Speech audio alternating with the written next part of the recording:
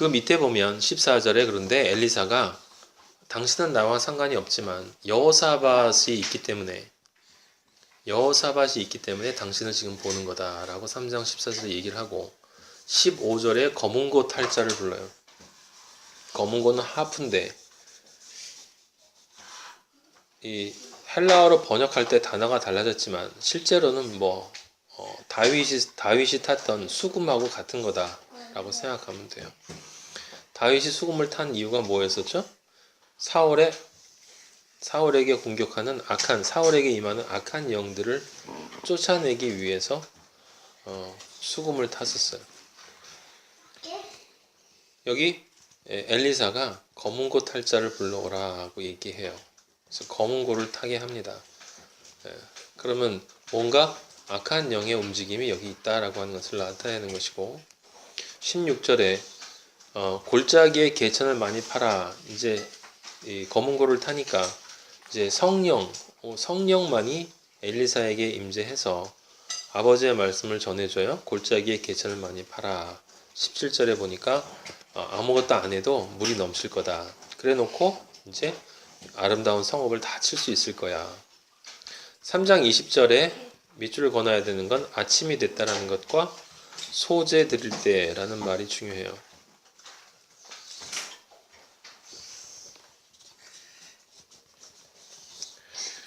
그 다음에 3장 21절부터 모압 사람들이 이제 물이 없던 곳에 물이 있는데 그게 해에 비치니까 피처럼 보여서 서로 싸웠나 보다 하고 올라갔는데 가보니까 오히려 공격을 당했죠. 그래가지고 이제 아버지가 예언하신 대로 이제 황폐하게 되니까 3장 26절에 보면 모압 왕의 전세가 극렬하여 당하기 어려움을 보고 칼찬 군사 700명이 또 700명이 나와요.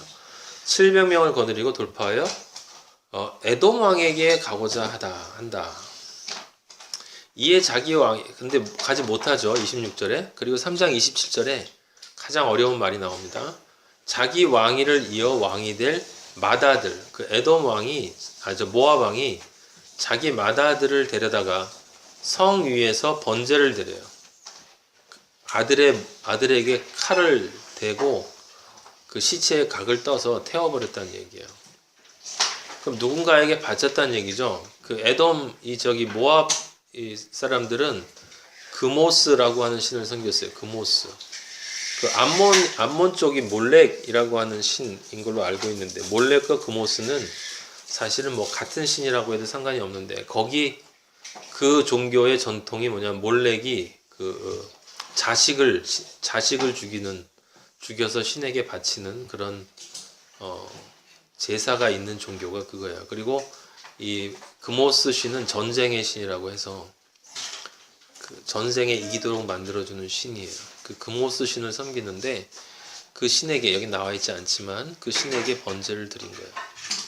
근데 27절에 이게 굉장히 어려운 말인데 번제를 드린지라 한 다음에 그 다음에 뭐라고 써 있냐면 이스라엘에게 크게 경노함이 임하매 모압 왕이 번제를 드렸는데 이스라엘에게 크게 경노함이 임했어요. 그래서 더 공격을 못하고 그들이 떠나서 각기 고국으로 돌아갔어요.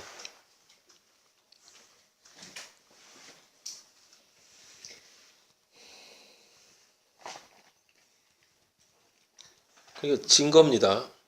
공격에 실패했다라고 하는 거예요. 이긴 것처럼 보였는데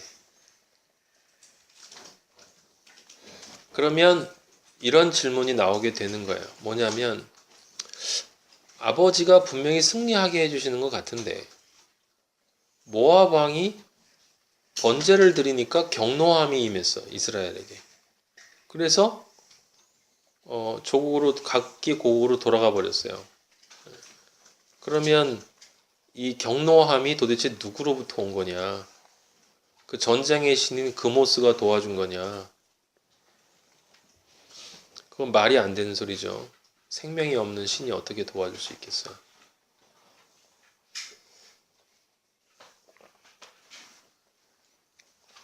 그럼 경노함이 하나님 아버지로부터 온 거냐? 그럼 앞에서 그런 말을 하지 마시든지.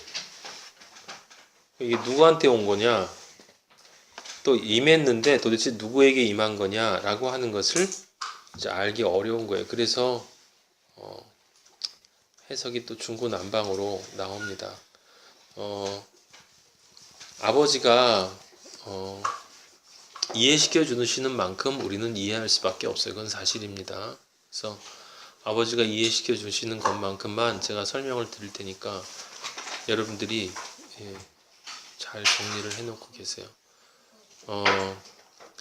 이 3장의 이야기를 그냥 이스라엘과 모압의 전쟁만 딱 떼가지고 이제 이야기를 하면 좀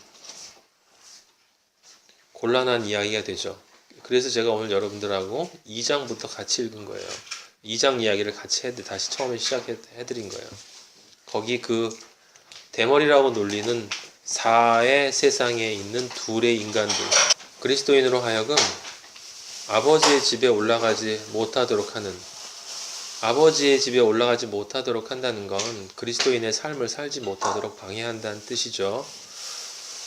그 아이들이 도대체 누구냐라고 하는 질문을 할 수가 있는데, 그렇게 성령 회방을 하는 아이들이 지금 3장에 구체적으로 나오고 있는 거예요.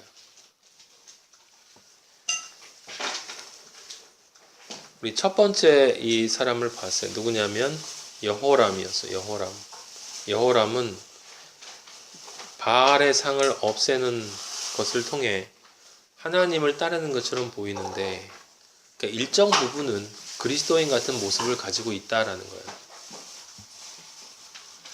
하지만 그 본질은 여로보암의 길을 따라가기 때문에 바알의 상을 없앴다라는 것은 행위를 나타내는 것이고, 그 죄를 따라 행했다라고 하는 건 본질을 뜻하는 것이니까 이 사람은 본질이 변한 게 아니다라고 하는 거예요.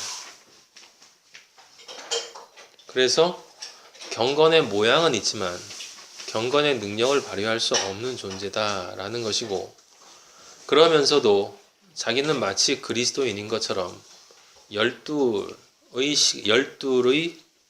해를 이스라엘을 다스린다 라고 열둘이라는 단어를 이렇게 살짝 포장을 해놓고 바알 주상도 없애고 이런 것들을 했다라고 하는 것이죠. 계시록에 보면 그 하나님 예수 그리스도로부터 이 혼냄을 당하고 있는 많은 교회들이 나오는데, 그 중에 특히 뭐 첫 번째 그 에베소 교회 같은 에베소 교회처럼 성경에 대한 지식은 굉장히 많고 열심은 많은데 첫사랑을 잃어버렸기 때문에 하나님이 촛대를 옮기겠다, 그대로 그렇게 계속 머물러 있으면 촛대를 옮겨버리겠다, 이 얘기는 성령이 끊긴다라는 이야기죠. 성령이 떠나간다는 얘기죠. 왜냐하면 촛대가 있으려면 성령의 기름이 부어져야 하는데, 그래서 첫사랑을 회복하라고 했었던 교회가 있어요. 첫사랑을 회복하라는 건 다른 것이 아니에요. 내가 어디서 떨어졌는지를 알아야 된다는 거고, 내가 어떤 구원을 받았는가를 잊어서는 안 된다라는 거예요. 그리스도인은 구원받는 순간부터 아버지를 만나는 그 순간까지 첫사랑을 잊어버리면 절대로 안 돼요. 구원받을 수 없어요. 그래서 예수님이 그 말씀을 해주시는 거예요. 첫사랑을 기억해라. 첫사랑을 기억해라. 네가 어디서 떨어졌는지를 기억해라. 네가 어떤 죄인이었는가를 기억하라. 늘 죄에 대해서 다시 묵상하고 제가 여러분들에게 말씀드렸죠. 처음 예수님을 믿을 때 죄를 알고 믿는 게 아니에요. 죄는 여러분이 그리스도인이 되면 될수록 점점 더 여러분 자신이 어떤 죄인인가를 깨닫게 되는 거예요. 그래서 죄에 대해서 묵상해야 돼요, 우리는. 근데 감사하지 않는 사람은 죄에 대해서 묵상을 하고 싶어 하지 않아요. 그래서 촛대가 그냥 옮겨지는 거지, 예수님이 옮기는 게 아니에요. 그리고 맨 마지막 7번째 교회인 라오디게아 교회처럼 그 차지도 않고 덥지도 않고 이렇게 이 여호람처럼 이것도 아니고 저것도 아니고 양다리 걸쳐놓고 세상과 그리스도와 양다리 걸치고 그렇게 살아가면 하나님 아버지로부터 떨어져 나갈 수밖에 없다. 그 사람이 결과가 바로 우리가 읽었던 그 하나님의 말씀에 통해서 저주받아 심판받는 그 암곰 둘에 의해서 찢겨지는 아이들이 바로 그 교회예요. 그 교회. 그대로 머물러 있으면 안 된다. 그래서 예수님이 우리 그리스도인들에게 반드시 승리해야 된다. 승리해라. 끝까지 인내해라. 참아라. 충성해라. 그런 말을 그 계시록에 보면 교회들에게 계속 하는 말들은 그 말밖에 없어요, 여러분. 뭘 해라 해라가 아니라 그 다음에 모압 왕을 보면 이 모압 왕이 참 독특한 왕인데 재미가 있어요. 왜냐하면 양을 치는 자래. 목자 흉내를 내요. 목자 흉내. 모압 왕은 3장 4절에 보면 목자 흉내를 내고 있고, 그리고 또 이 다른 왕에게 이 털, 양 털하고 순양, 새끼양 털을 또 이렇게 갖다 바칩니다. 그래서 마치 자신이 그 예수 그리스도인 것처럼, 사랑을 베푸는 존재인 것처럼 이렇게 포장을 하는 존재예요.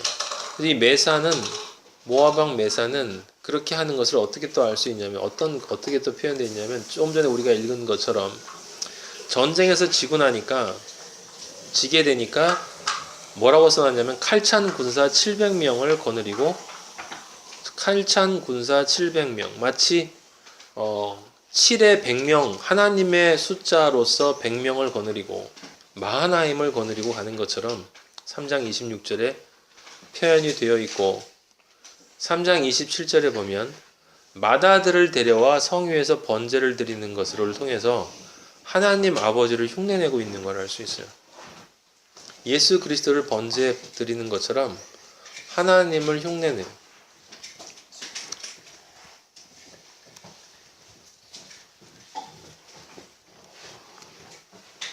그래서 메사는 정확히 이 광명한 천사의 얼굴을 하고 있는 그런 대적자의 모습을 보이고 있고, 이 양다리에 걸치고 있는 여호람과 광명한 천사의 얼굴을 하고 있는 이 메사가 있고, 그 다음에 이 여호람이 여호사밧하고 올라가는데 어디로 가냐면 3장 8절에 우리가 아까 본 것처럼 여호람이 어디로 갈까요? 그랬더니 여호사밧이 에돔 광야길로라고 했습니다. 그런데 에돔 광야길로 간다라는 이야기가 뭐였는가라고 하는 실체가 9절에 드러난 거예요. 그러니까 에돔 광야길로 간다는 이야기는 그 에돔이 에서의 후손이니까 그렇게 같이 가서 이야기를 해서 전쟁을 같이 하겠다라는 뜻이 거기 들어가 있었던 거고, 그래서 3장 9절에 보면 에돔 왕이 같이 갔다라는 말이 나와. 이게 결국 동맹을 맺은 거고, 그렇기 때문에 성경은 길을 둘러갔다라고 이야기를 하는 거예요. 길을 둘러갔다. 그래서 길을 둘러가니까 아버지의 때가 된 거예요. 7일이 되니까 군사와 가까 따라가는 가축을 먹일 물이 없는지라. 왜 먹일 물이 없어요? 여기가 광야니까.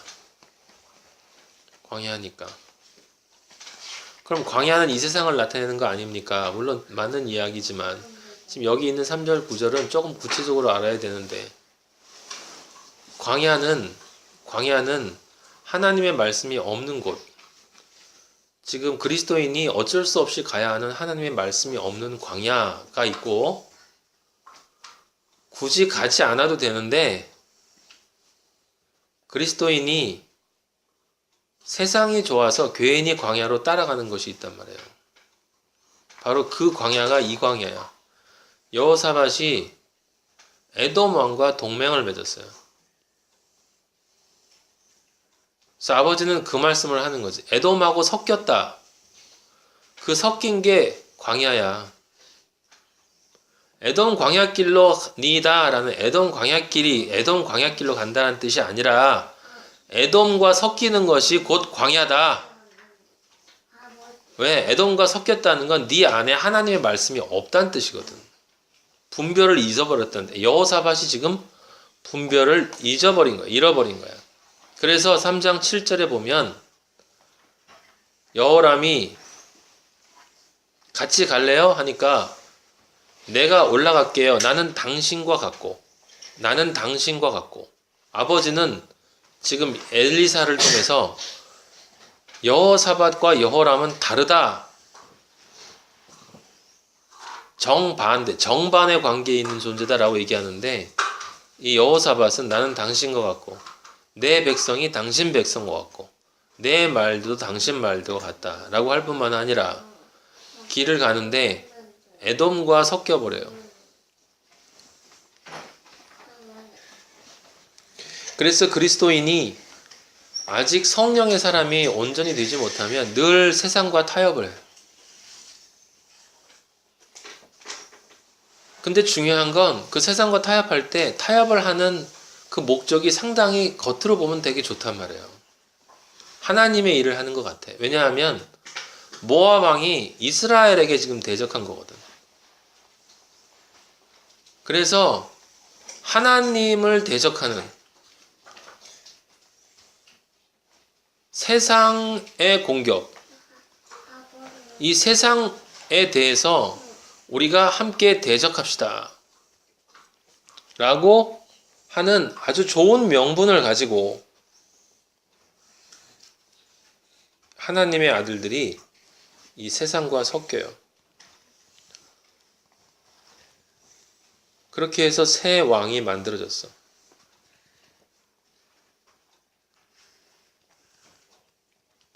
마치 자신들이 완전한 것처럼 그렇게 했는데 결과가 뭐였냐면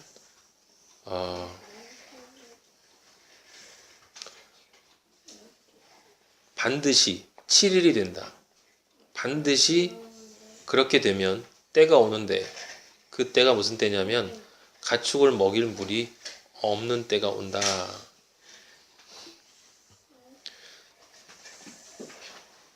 그래서 이스라엘 왕이 슬프다라고 탄식을 하고 있어요. 여호와께서 이 세 왕을 불러 모아 모압의 손에 넘기려 하시는도다.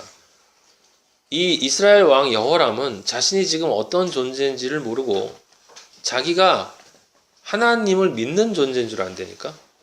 그래서 하나님이 나를 이렇게 세상에서 고통받게 하시는구나 라고 착각하고 있어요. 그래서 왜 하나님이 그러시지? 라고 탄식하고 있는 걸 볼 수 있어요. 왜 하나님은 나를 이렇게 하시는 거야? 나는 하나님을 위해서 열심히 살았는데 이렇게 탄식만 하고 있어요.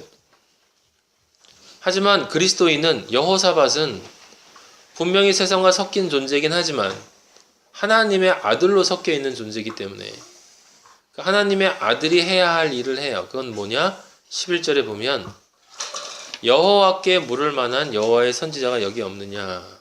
아버지를 찾는다는 거예요.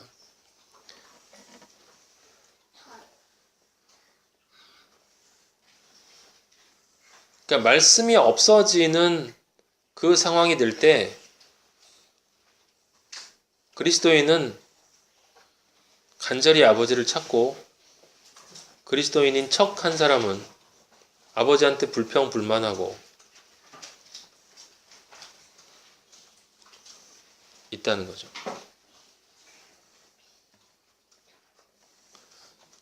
그래서 엘리사에게 갔습니다. 3장 13절에 엘리사는 그렇게 불평불만하고 있는 그리스도인 척하는 기독교인에게 분명하게 말해요. 내가 당신과 무슨 상관이 있나이까? 내가 너하고 무슨 상관이 있니? 라고 아버지가 질문을 하십니다. 내 아들은 여호사밧 저기 하나밖에 없어. 내가 너희를 이제 구원해 줄 텐데, 말씀을 줄 텐데 그 말씀은 오직 여호사밧 때문에 주는 거야. 그럼 여호사밧이 지금 잘했느냐? 그건 잘한 게 아니야. 너랑 섞였으니까. 너만 섞인 게 아니라 이 세상과 섞여 있어 지금. 세상적인 생각을 하고 세상적인 감정을 가지고 세상적인 길을 따라서 가면서도 하지만 내 아들이기 때문에 나는 그가 그냥 멸망되게 놔두진 않아. 너희가 다행인 건 그 그리스도인과 함께 있는 것 뿐이야. 그래서 너희들은 일단 살아. 그런데 미리 결론을 이야기하면 3장 마지막 절에 뭐라고 써 있어요? 그들이 각기 떠나 고으로 돌아갔더라. 무슨 소리예요? 결코 섞일 수 없는 존재이기 때문에 반드시 분리된다는 거예요.